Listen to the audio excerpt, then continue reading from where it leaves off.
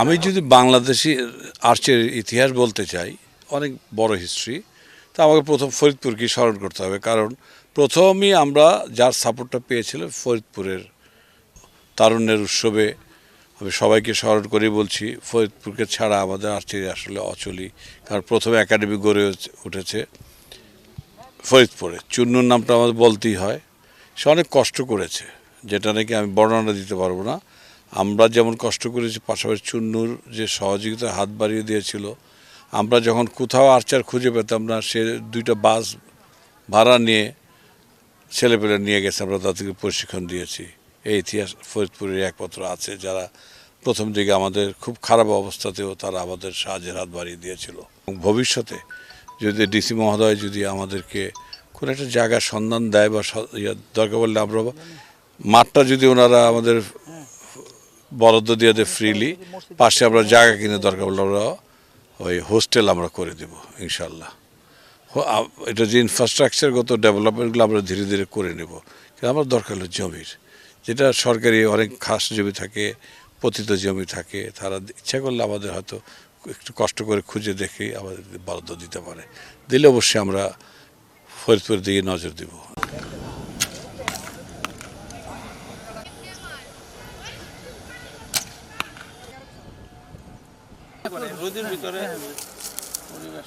তারুণ্যের উৎসবের অংশ হিসেবে আজকে ফরিদপুর জেলায় আয়োজন হচ্ছে। এজন্য আমি আর্চারি ফেডারেশনকে ধন্যবাদ জানাচ্ছি। এই অংশ পার্ট হতে পেরে আমরা খুবই খুশি।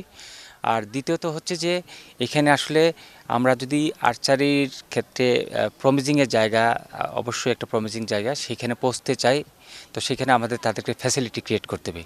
আর তারই অংশ হিসেবে যেই ডিমান্ডটা এসেছে, আমি স্থানীয়ভাবে চেষ্টা করব তাদের সেই উপযুক্ত ফ্যাসিলিটি তৈরি করার জন্য। জমিটা হতে হবে আসলে আমাদের শহরের মধ্যে, এবং সেটা হলো সেই উপযোগী জমি। আর সেটা কিন্তু ডিস্টেন্সে দিলে হবে না।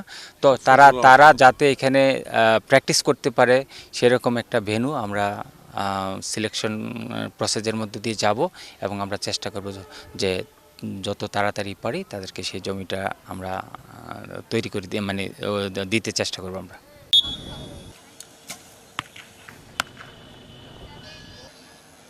2023 সালে আর্চারি খেলা শুরু করি।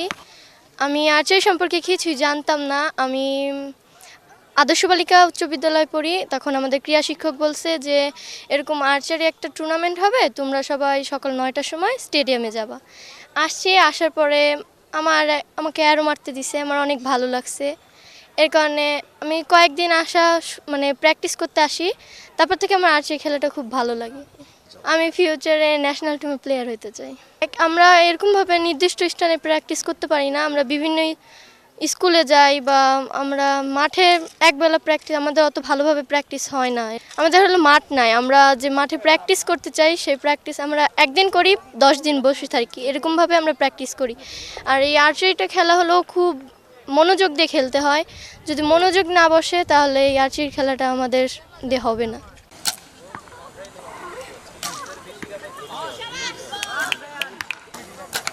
সর্বপ্রথমে এই ফরিদপুর স্টেডিয়ামে ফুটবলে ঢুকি। তো এরপরে আমার চোখে এই আর্চারি খেলাটা অনেক ভালো লাগে। এই আর্চারি খেলা দেখে আমার ভিতরে অনেক ইন্টারেস্ট জাগে যে এই খেলাটা আসলে কীরকম একটা আনকমন খেলা।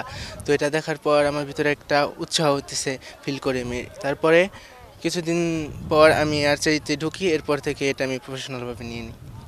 আমার ভিতরে যে জেদটা আমি তৈরি করতে চাই যে আমাদের বড় ভাইরা যেমন আলিফ ভাই, সাগর ভাই, যাদের আমরা দেখে আসতেছি, তো ওনারা যে অলিম্পিকে যে আসলে সোনা অর্জন করতে পারে নাই, তো আমার ইচ্ছা যে আমি ওই অলিম্পিকে যাই সেই সোনা অর্জন করে আনতে পারবো ইনশাল্লাহ। আমাদের এরকম কোনো ফিক্সড জায়গা নাই যে আমাদের এখানে প্রতিদিন এই টাইমে আমাদের প্র্যাকটিস হবে। তো এখানে প্রশাসক যদি এই সম্পর্কে আপনার যদি এটা ভালো মতন দেখেন, তো আমাদের একটা জায়গা যদি দেয়, তো আমাদের ক্ষেত্রে ওটা অনেক ভালো হয়। এখন না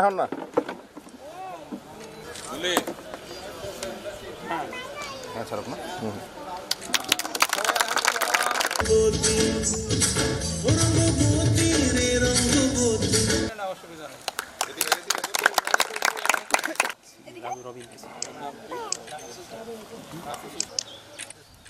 পিছন যা, সব চল।